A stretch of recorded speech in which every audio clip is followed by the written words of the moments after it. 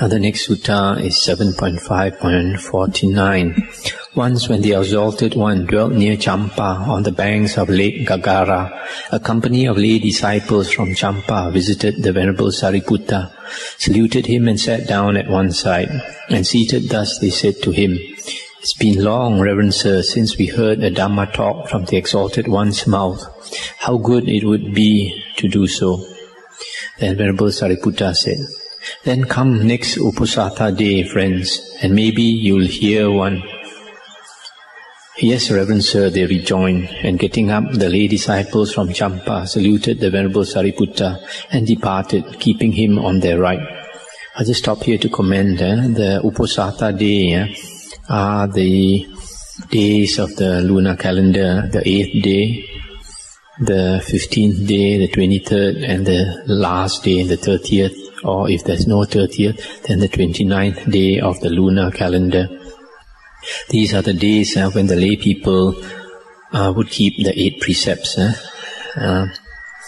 and monks would also give Dhamma talks on those days. And you notice when the lay people departed, they kept their right shoulder to the Venerable Sariputta. This is an Indian tradition. When you show respect,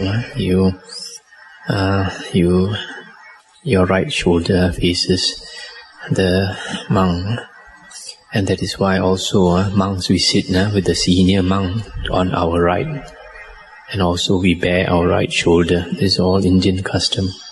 And the sutta continues. Now when the day was come, they approached the Venerable One, saluted and stood at one side. And with them the Venerable Sariputta visited the Exalted One, saluted and sat down at one side. So seated, he said to the Exalted One, "Lord, may a man's gift be given here in such a way as to become not great in fruit, great in profit. And may the gift be given in such a way as to become great in fruit, great in profit." "It may be, Sariputta. And what, Lord, is the reason, the cause?" "Consider, Sariputta, a self-seeking man, wrapped up in the result, seeking reward, who gives a gift thinking, 'I'll enjoy this hereafter,' and to recluses and Brahmins gives this gift, food, drink, clothing, vehicle, garlands, perfumes, ointments, bed, dwelling, lighting. What think you, Sariputta, might a man give here such a gift?" "Yes, Lord." "Now he who gives thus wise, Sariputta, thereafter, on the breaking up of the body after death, arises in the company of the 4 royal devas, and when he has exhausted that deed, power, glory, dominion, he becomes a returner, a comer to this state here.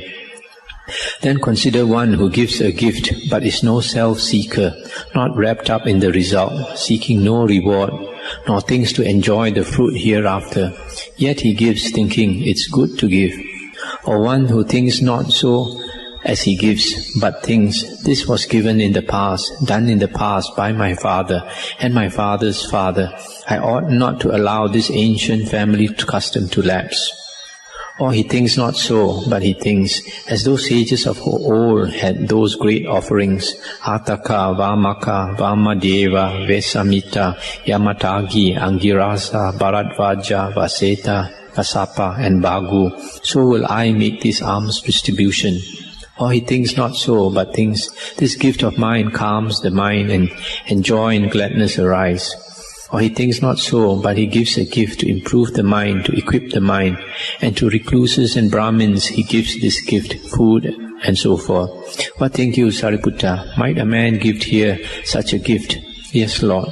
Now he who gives thus wise, thereafter, on the breaking up of the body after death, arises in the company of the Devas or Brahma's host. And when he has exhausted that deed, power, glory, dominion, he becomes a non-returner, a comer not to this state here. Verily, this is the reason, the cause, why a man's gift given in one way may become not great in fruit, great in profit. And this is the reason, the cause, why given in such a way, the gift may become great in fruit, great in profit. And that's the end of the sutta. So here this sutta is saying, when we give a gift, we should not think of the result. We should not think of enjoying the result of that gift. We should give without a selfish thought. just because it is good to give. And because if a person acts with a selfish thought, then he becomes a returner, he comes back to this world again. But if he behaves without a self, even when he gives, he does not think of any reward for himself, because he acts like an Arya, then eventually he becomes an Arya. We know in some other suttas the Buddha said always to see the body and the mind is not I, not mine, not myself. And we have to learn to act like an Arya, and slowly we will become an Arya. The next sutta is 7.5.50. Once the Venerable Sariputta and the Venerable Maha-Moggallana with a company of the monks of the Sangha walked a tour near South Hill, and it was then that Nanda's mother, a lay disciple of Velukanda, rose before dawn one night and sang the way to the beyond. Now at that time the royal Deva, Vesavana, was going from the north to the southern quarter on some business or other. And he heard Nanda's mother singing and stopped and waited for the end. And when she had finished, she was silent. Then the royal Deva, Vesavana, perceiving she had finished, rejoiced greatly, saying, "Well done, sister, well done." And she said, "But who is it, O thou of august countenance?" "Sister, it is I, your brother, the royal Deva, Vesavana." And she said, "Hail, august one, pray, let this Dhamma hymn sung by me be your gift of greeting." And he said, "Well done, sister. Yes, let this verily be my gift of greeting. Tomorrow, monks of the Sangha with Sariputta and Moggallana at their head will come to Velukanda, not having had the morning meal. When you have fed them, you should declare the offering to be mine, and it shall be my gift of greeting." And when the night was over, Nanda's mother had much hard and soft food prepared in her house. And the monks of the Sangha, with Sariputta and Moggallana at their head, arrived at Velukanda, having had no morning meal. And Nanda's mother called the man and said, "Go, my good man, to the monks' park and say, 'It is time, reverend sirs, the meal is ready in the lady Nanda's mother's house.' 'Yes, lady,' he replied, and he did so. And dressing early, taking bowl and robe, the monks with Sariputta and Moggallana at their head came to Nanda's mother's house and sat down on the seats arranged there. And the lay disciple, Nanda's mother, served them with her own hands with much hard and soft food and satisfied them. And when the Venerable Sariputta had eaten and withdrawn his hand from the bowl, Nanda's mother sat down at one side, and he said to her seated thus, "But who told you, O mother of Nanda, of the coming of the monks of the Sangha?" And she said, "Reverend sir, I arose in the night before dawn. I sang the way to the beyond and was silent. Then came the royal Deva Vesavana and told me of your arrival and begged me to declare this offering his. Reverend sir, let all the merit in this giving be to the happiness of the royal Deva Vesavana."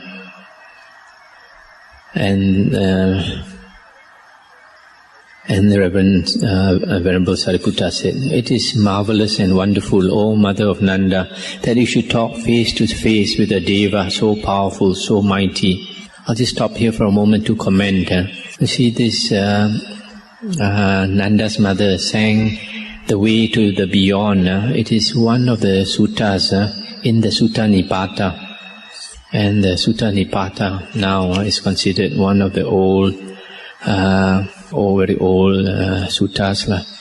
And this Deva came to congratulate her, and she could talk with this Deva. That means this Nanda's mother is quite an accomplished lay disciple. He could see the Deva and could talk with the Deva. And the Deva told her to make this food offering to the monks and say that the offering is his. So Nanda's mother offered the monks the food, and after the monks had eaten their food, it is said here, And when the Venerable Sariputta had eaten and withdrawn his hand from the bowl, Nanda's mother sat down at one side. So you see, normally, if the monks have not finished eating, they would still hold on to the bowl. But when they have finished eating, they withdraw the hand from the bowl, probably they put down the bowl. Then the lay people can come and talk to the monks. Because in the Vinaya of the monks, unless all the monks have finished eating, they don't get up, they wait for everyone to have finished eating. So this Nanda's mother said to the Venerable Sariputta here, let all the merit in this giving be to the happiness of the royal Deva Vesavana. See, this is an instance of the transference of merit. This person, Nanda's mother, had given this food offering, and she said, this is all, the merit in all this giving is for the happiness of the royal Deva Vesavana. In the four Nikayas, we have only two suttas concerning the transference of merit. This is one of them. The other one is in Anguttara Nikaya 10.177 concerning merit for the dead. And then the sutta continues, where this Nanda's mother said, Reverend Sir, that is not the only marvelous thing that has happened to me. There is indeed another. Rajas, for some reason, took by force and slew my only son, Nanda, who was dear and precious to me. Yet when the boy was seized or being seized, bound or being bound, slain or being slain, I knew no disturbance of heart.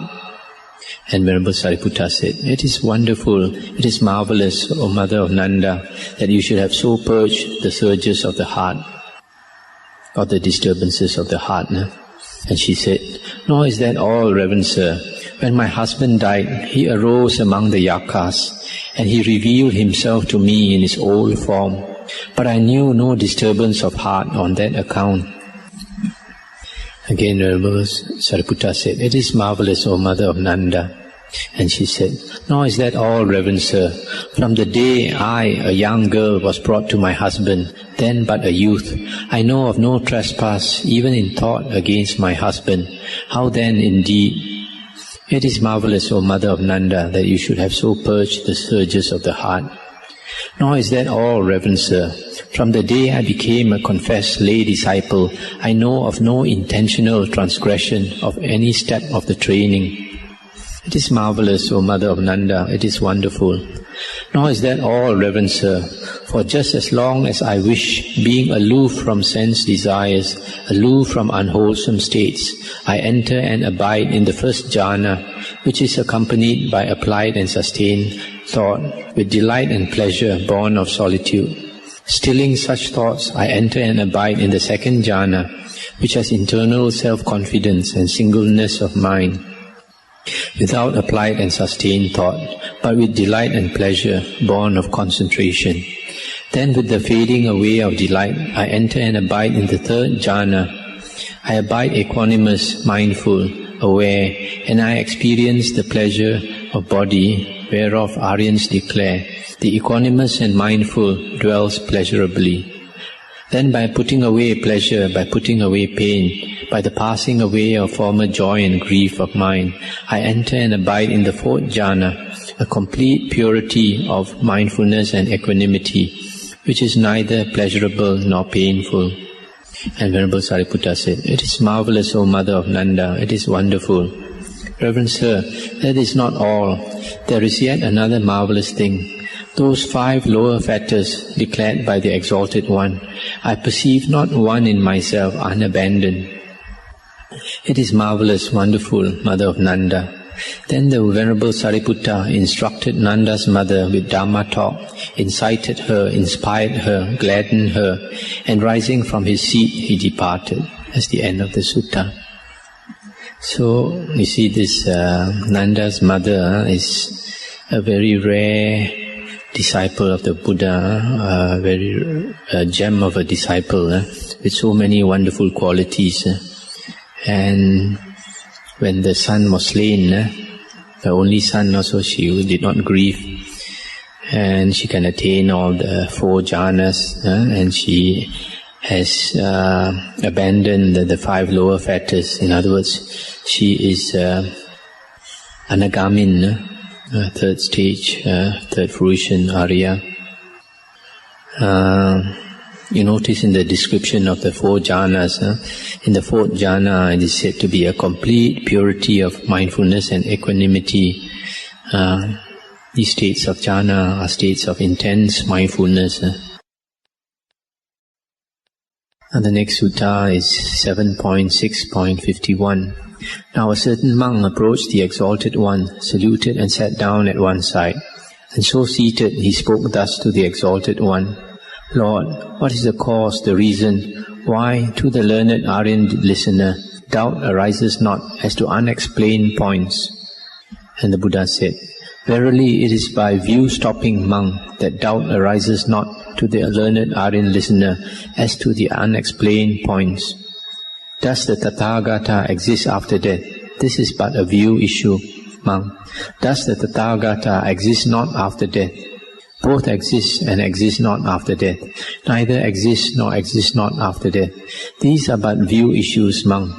The unlearned average man understands not view origin, understands not view stopping, understands not the stepping of the way to view stopping.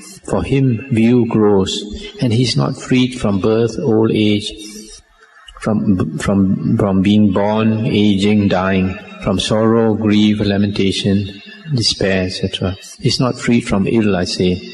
But the learned Aryan listener understands view, its origin, its stopping, the stepping of the way thereto. For him view is stopped, and he is freed from being born, aging, dying, from sorrow, lamentation, pain, grief and despair. He is freed from ill or dukkha, I say. Thus knowing, thus seeing, the learned Aryan listener indeed explains not, does the Tathagata exist after death, and similar questions. Thus knowing, thus seeing, the learned Aryan listener is thus subject to the inexplicable as to the unexplained points. Thus knowing, thus seeing, the learned Aryan disciple is not afraid, trembles not, wavers not, shakes not, nor falls to quaking concerning these points. Thus the Tathagata exists after death, etc. These monks are but issues of craving, are issues of perception, are but illusions, fancies, are but issues of grasping, are but a source of remorse. The unlearned average man understands not these things, their origin, their stopping, and the stepping of the way thereto. They grow, and he is not freed from birth, aging, dying, etc. He is not freed from dukkha, I say. But the learned Aryan listener understands, and is freed from dukkha, I say. Thus knowing, thus seeing, he explains not these questions, is subject to the inexplicable as to the unexplained points, is not afraid, trembles not, wavers not, shakes not, nor falls to quaking concerning these points. Verily, monk, this is the cause, the reason, why to the learned Aryan listener doubt arises not as to the unexplained points. This sutta is about the views, what the Buddha calls proliferation of views, the thicket of views. As long as and the cause of having all these views is mentioned in one of the suttas. It is due to having Sakkaya Ditthi. Sakkaya Ditthi is the view of being in the body. As long as we have a view of a being in the body, then we have all kinds of questions arising. Where did I come from? Where will I go after death? How did this world arise? Who created me? Who created this world? And things like mentioned here. Does the Tathagata, does the Buddha exist after death? Does the Tathagata or the Buddha not exist after death? Etc., etc. And all these views will stop when we have abandoned this view of a being in the body, and all doubt is abandoned. Okay, the next sutta is 7.6.52. The Buddha said, Monks, I will teach the 7 fairings of man and the completely unattached, cool. Listen well, pay heed, I will speak. Yes, Lord, rejoined the monks, and the Exalted One said, And what monks are the 7 fairings of man? Consider a monk who steps his way thinking, If it were not, it would not be mine. it shall not become. For me it shall not become. What is what's become that I abandon? He acquires equanimity, yearns not after life, yearns not after life to come, but sees with true wisdom that there is beyond a goal, a peace. Yet not all in all is the goal realized by him, nor all in all is the leaning towards conceit got rid of, nor that towards worldly lust, nor towards ignorance. When the 5 lower fetters are destroyed, he becomes completely cool after an interval. Monks, just as from an iron slab, heated and beaten all day, a bit may come off and cool down. Even so, a monk who steps his way thinking thus, acquires equanimity, and when the 5 lower fetters are destroyed, becomes completely cool after an interval. Again, consider a monk who, thinking likewise, becomes completely cool after an interval, just as from an iron slab, beaten and heated and beaten all day, a bit may come off, fly up and cool down. Even so, a monk becomes completely cool after an interval. Or the bit may come off, fly up, and before touching the ground, cool down. Even so, a monk becomes completely cool after an interval. Consider a monk who, thinking likewise, becomes completely cool after lessening his period. Just as the bit may come off, fly up, and after touching the ground, cool down. Even so, a monk becomes cool after lessening his period. Consider the monk who, without exertion, becomes completely cool, just as the bit may come off, fly up, and fall on some small heap of grass, heap of sticks, kindle fire, kindle smoke, and consume that small heap, and cool down from want of fuel. Even so, a monk, without exertion, becomes completely cool.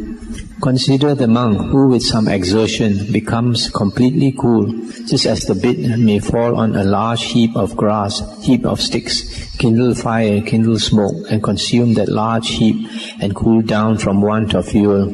Even so, a monk with some exertion becomes completely cool. Consider a monk who thinks likewise, acquires equanimity, yearns not after life or life to come, but sees the goal, yet not all in all realizes it, nor all in all has got rid of the leanings towards conceit, worldly lust and ignorance. But when the 5 lower fetters are destroyed, he becomes part of the upward stream, bound for the highest. Just as from an iron slab, heated and beaten all day, a bit may come off, fly up, and fall on a large heap of grass, a large heap of sticks, kindle fire, kindle smoke, consume that large heap, set fire to the shrubland, set fire to the woodland, and burning there come to the edge of a green cornfield, upland, rock, water, or lush countryside, and there cool down from want of fuel. Even so, a monk who steps his way thinking thus, on destroying the 5 lower fetters, becomes part of the upward stream, bound for the highest. Verily, monks, these are the 7 fairings of man. And what is the completely unattached cool? Consider a monk who steps his way thinking, if it were not mine, if it were not, it would not be mine, it shall not become, for me it shall not become. What is what's become that I abandon? He acquires equanimity, yearns not after life, yearns not after life to come, but with true wisdom sees that there is beyond a goal, a peace, and that goal is verily all in all realized by him, and all in all is the leaning towards conceit got rid of by him, the leaning towards worldly lust, the leaning towards ignorance. Destroying the asavas, he enters and abides in the asava-free, emancipation by mind, emancipation by wisdom, here and now, realizing it himself by his own knowledge. This monk is called the completely unattached cool. Verily, monks, these are the 7 fairings of man and the completely unattached cool. This sutta is one of those which are a bit difficult. Firstly, the Buddha talks about this passage. If it were not, it would not be mine. And the commentary says, what it means is, if it were not for my past karma, my present body, person would not exist. I repeat, if it were not for my past karma, my present body, person would not exist. And then it continues, it shall not become, for me it shall not become. What is what's become that I abandon? In other words, if I don't create any more karma, then I shall not have this body again. And what is the present body that I abandon? But if we think about it, instead of karma, we could also say craving. If it were not for craving, I would not exist today. Or if it were not for ignorance in the past, I would not exist today. And if I could cut off my craving or ignorance now, then I shall not become again. And what is that is the present craving or the present ignorance that I abandon. So this can equally apply to craving and to ignorance. Now after that, this sutta talks about the similes for the 5 types of anagamin, a non-returner, a third fruition person. This is the only sutta which gives this simile for the 5 types of anagamin. The first type is called an antara parinibbayi.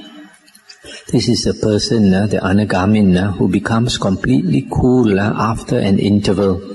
And the simile given is that a blacksmith heats up an iron slab the whole day, and he beat on this iron slab. He heats it up and he beats it the whole day, and a chip, a bit of the iron slab, a chip flies off, and then it cools down before touching the ground. So fast it cools down. This is the antara parinibbayi, the first type of anagamin who becomes completely cool after a short interval. The second type is called the upahacha parinibbayi. This is the one who becomes cool after lessening his period. And the simile given here is that the iron slab that is heated and beaten, a bit flies off, and after touching the ground, as soon as it touches the ground, it cools down. So this is the second type of anagamin. The third type is called the asankara parinibbayi, and this is the one who, without exertion, he becomes completely cool, enters nibbana. And the simile given here is that bit from the iron slab, which is heated and beaten the whole day, that bit flies off and falls on a small heap of grass, sticks, a small heap of grass and sticks, and makes the small heap of grass and sticks catch fire, and kindles fire and kindles smoke, and then that small heap is burnt up, and this iron bit cools down. That's the third type. The fourth type is called the sasankara parinibbayi. This is the anagamin who with some exertion becomes completely cool. And the simile given here is that bit from that heated iron slab falls on a large heap of grass and sticks, and it kindles fire and kindles smoke and consumes the large heap of sticks and grass before it cools down. And then the last type of anagamin is called the udang sota akanita gami, and this is called the anagamin who becomes part of the upward stream bound for the highest. And this one takes the longest. The simile given here is the bit flies off and falls on a large heap of grass and sticks, and then it kindles fire and kindles smoke, and it consumes that large heap, and in addition it sets fire to the neighboring shrubland, sets fire to the woodland, and keeps on burning until the fire comes to the edge of a green field, or comes to rock or water, and then it stops. So this refers to the type of anagamin who passes through the 5 levels of heavens in the Suddhavasa abodes. There are 5 levels of heavens. So he goes from one level to another and finally enters Nibbana. From this simile, we can see that an Anagamin, in a way, has finished his work on the worldly plane.